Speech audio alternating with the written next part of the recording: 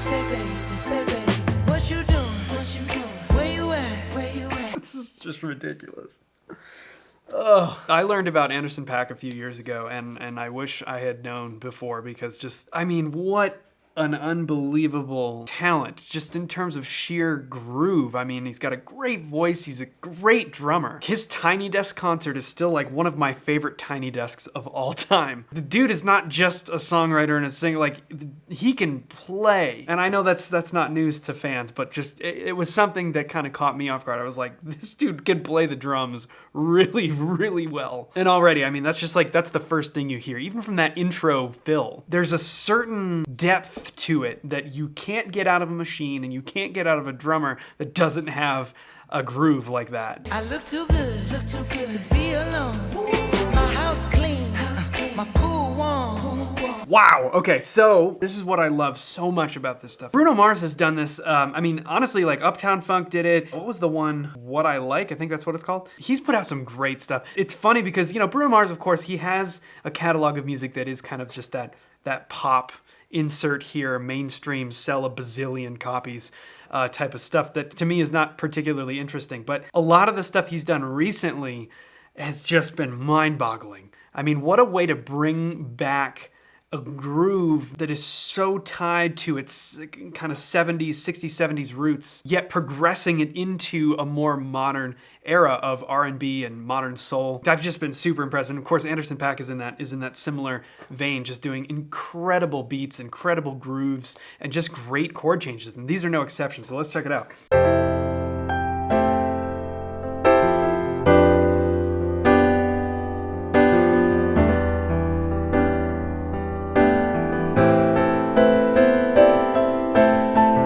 I mean, that's a tried and tested little progression there. We kind of get the vibe that we're the home base of this key is definitely C major. So we're in the key of C major, right?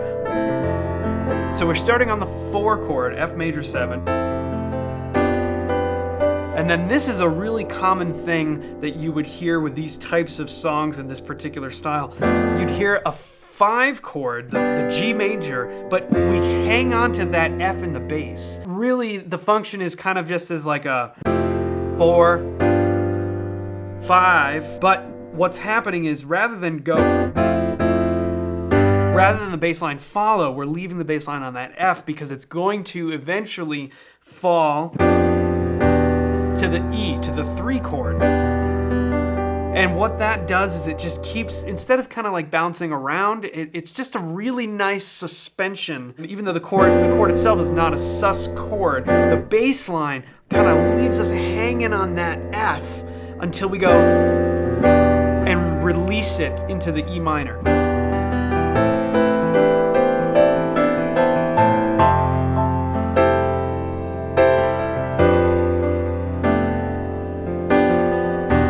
It's just a really nice way to create a little bit of a different dynamic than just using the chords that we're outlining in their root positions, going 4, 5, 3. I mean, it would work the same way, theoretically, it would accomplish the same thing, but just without that added dynamic of sort of suspending the entire thing on that F, holding that F through the 5 chord, and then letting it fall to the E. That's such a subtle but really beautiful touch, and it's a classic sound. Coming right out of the gate with that, whew! Just shake smooth like a newborn. The subtle lines and the counter melodies, I mean, just really fantastic. And the west wing of this mansion was happening.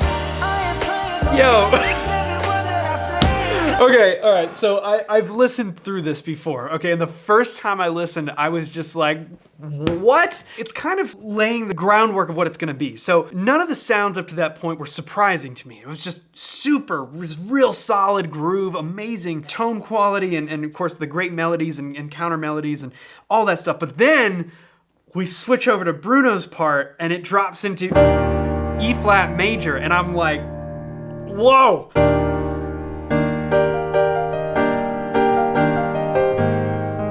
you know, and we just totally changed key out of the blue with no lead in. Now, one of the things we've talked about on the channel before is you can set up any key change with a 5 or a 2-5 in front of that new key. In this key, that might have sounded like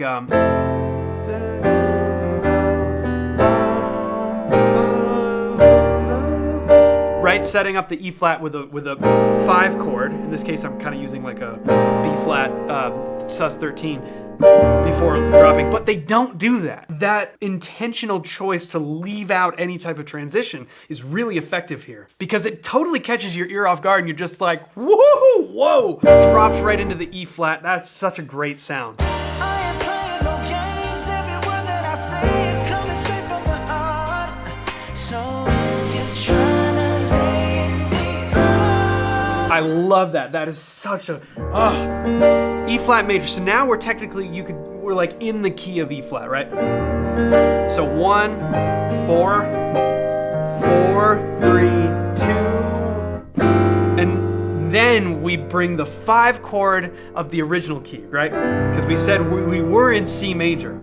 So the 5 chord there would be G. So that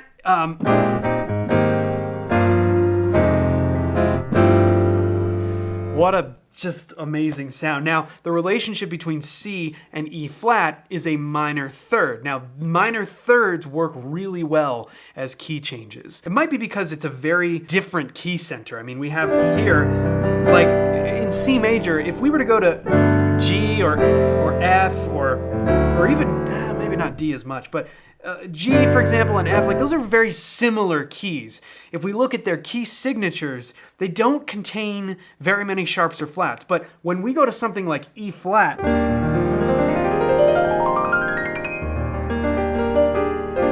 and E flat with its 3 flats, I mean, it's a very different quality. It's a drastic change, and I think that's partially what makes it stick out and what makes it work so well. I'ma leave the door open.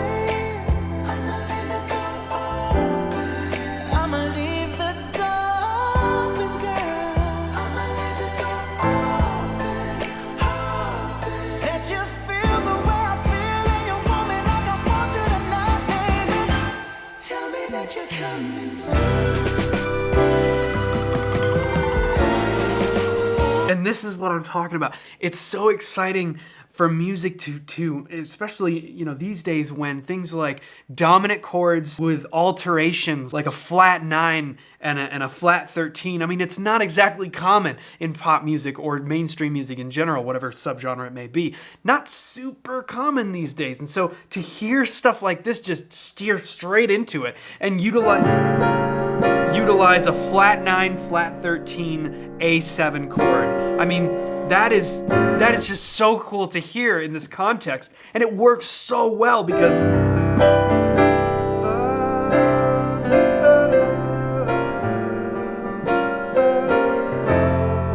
it's just such a beautiful transition back to the top of the form or the next verse. It's unreal, just absolutely incredible. You're so sweet, so sweet, so tight, so tight. I won't bite unless you like.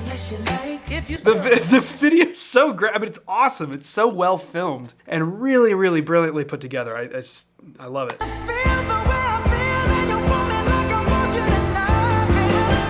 Tell me that you're coming through. Yeah.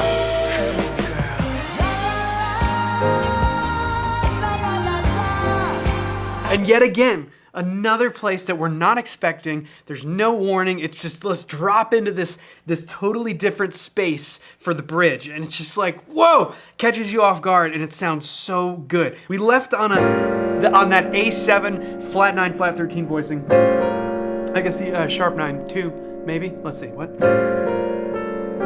Yeah, kind of all of that. And just drop onto the A flat major 7. Woo!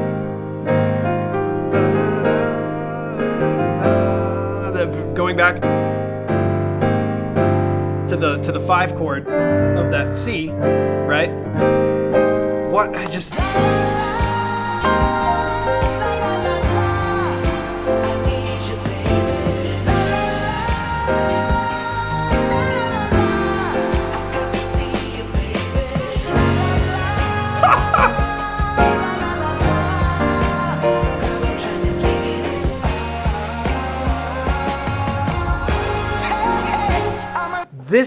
is how you do a key change, ladies and gentlemen. Check this out. So we had this, right? We did that a couple times, and then we switched again. Da-da-da, same phrase, but just down a whole step.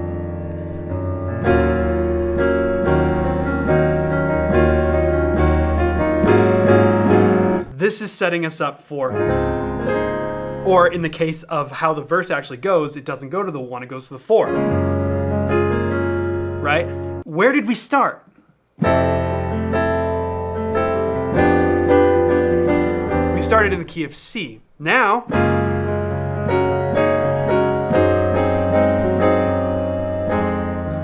we've moved up a half step. That is a classic key change, but it utilized the bridge to set that key change up in a way that you don't even notice because it's so smooth. We're using this, right? And then drop down another. And then, and that leads us directly into the 2, 5, bringing us to the new key.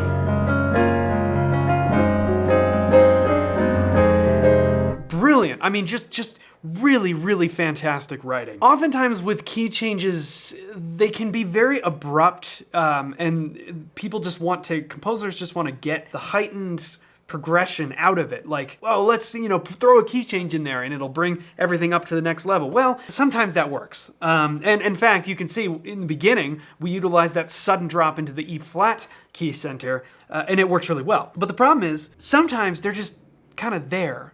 And they don't really serve any purpose but to just say, oh, let's keep going up and up and up and up. In Beyonce's Love on Top, I think the focal point there is just her insane vocal ability. If it was just that's how it was written, it would be a little bit like, what is the point of these key changes? Now, I think that's actually a usage where it's okay, but this is how you truly do a key change in a way that your ear is almost not even noticing, but you still feel the raising of the bar, the bringing it to the next level. It's just, you almost don't know why. I'ma leave my door open.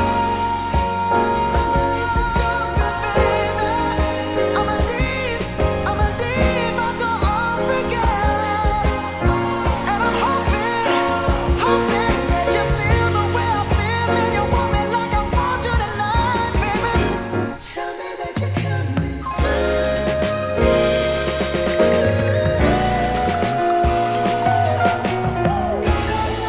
Oh, sorry. Okay, wait. No. We're using that same sort of bridge motion again. But we're up a half step now.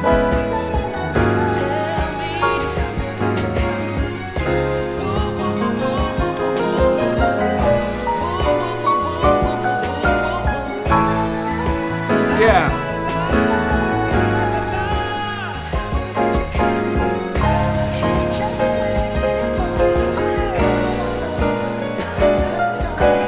What a brilliant just piece of writing. And I love how they utilize the bridge motion as a sort of vamp outro, and it just fades out from there. I mean, it's a great illustration of the usage of thematic ideas in a recurring manner that helps to push the song forward, whether it's a key change or bringing back a concept from the bridge to utilize in a different fashion. In this case, utilize as an outro. Really, really great writing, and it makes me so excited that things like this are happening now because, the classic sentiment, especially amongst musicians, whether you're a classical musician, jazz musician, I mean, we like to talk a lot of crap about modern music. There's a sentiment that modern music sometimes just isn't as good or, stuff like this is clearly proving that wrong. I mean, the amount of musical intelligence and literacy in this, and it's not that it's super complicated. I mean, there's some complex stuff in here, for sure, but it's disguised in such a way that makes it feel simple. And there's a tremendous amount of value in that. I'm so excited that this is happening. What a time to bring more in-depth music to a much larger audience through Bruno Mars and Anderson .Paak. I mean, they're creating insane stuff, and it's such a pleasure to listen to. I was very, very excited to see this come out, and I'm very, very excited to see it getting as much traction as it is. I love it. Let me know what you think in the comments below. I was blown away when I first heard this, and I think this is definitely one of the best songs to come out, probably in a while.